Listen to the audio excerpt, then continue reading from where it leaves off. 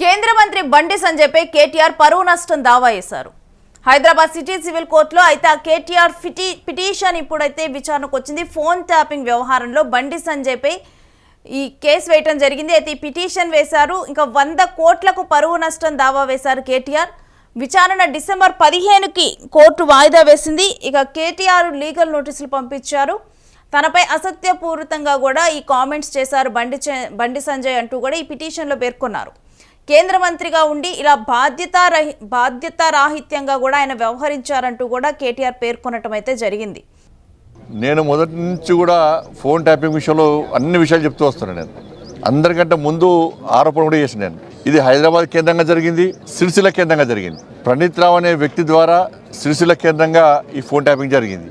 సిరిసిల్ల కేంద్రంగా జరిగిందంటే ఎవరి అనుమతితో జరిగింది, ఎవరి కన్నుసరణలో జరిగిందో అందరికీ తెలుసు. మరి సిరిసిల్లనే ఎందుకు కేంద్రంగా ఎంచుకున్నారో కూడా తెలుసు అందరికి. కాబట్టి దీని మీద విచారణ జరపాలి. ఇవాళ ప్రభాకర్ రావు అనే వ్యక్తి అనేక కుటుంబాలను నాశనం చేశాడు. అనేక మంది మాలాంటి కార్యకర్తలు ఉసురు పోసుకున్నటువంటి మూర్ఖుడు ప్రభాకర్ రావు అంటాడు. కాంగ్రెస్ పార్టీ ప్రభుత్వం ఏర్పడిన తర్వాతనే ఫోన్ ట్యాపింగ్ నిందితులు అందరూ తప్పించుకునే ప్రయత్నం చేశారు. అమెరికా ఎప్పుడు వారిపోయాడు? కాంగ్రెస్ పార్టీ ప్రభుత్వం ఏర్పడిన తర్వాత. ప్రభాకర్ రావు గాని రాధాకిషన్ రావు అనే వ్యక్తులు కానీ వీళ్ళిద్దరూ అనేక మంది ఇతర పార్టీలకు సంబంధించిన కార్యకర్తలు ఉసురు పోసుకున్న వ్యక్తులు వీళ్ళు.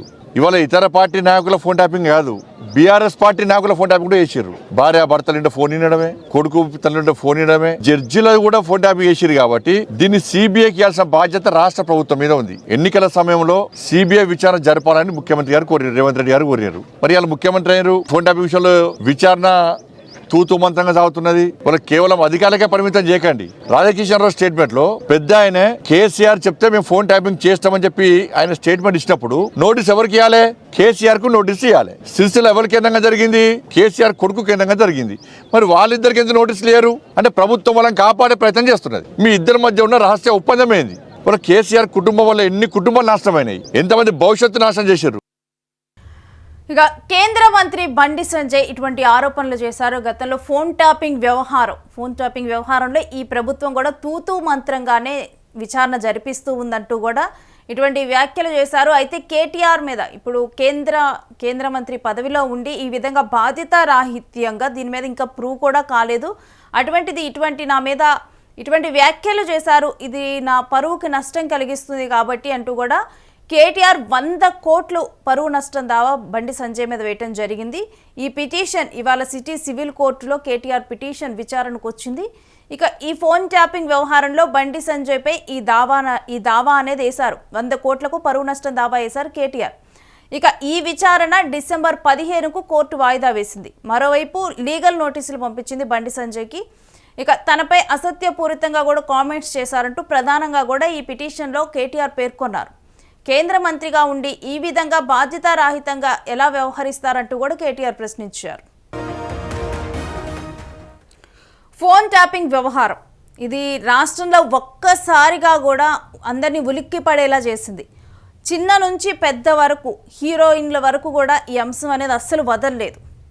ప్రతి ఒక్కరిని సామాన్యుల్లో కొంతమందిని అంటే ప్రభుత్వ ఉద్యోగులు, మరోవైపు పొలిటీషియన్స్, హీరోలు వీళ్ళ ఫోన్లు కూడా ట్యాప్ అయ్యాయి అని చెప్పి కూడా కొన్ని బెదిరింపులు వెళ్ళాయి వాళ్ళందరికంటూ కూడా. దీని మీద చాలా ఆరోపణలు ఉన్నాయి. ఫోన్ ట్యాపింగ్ వ్యవహారం చాలా కీలకంగా మారింది ఫోన్ ట్యాపింగ్ వ్యవహారం అనేది.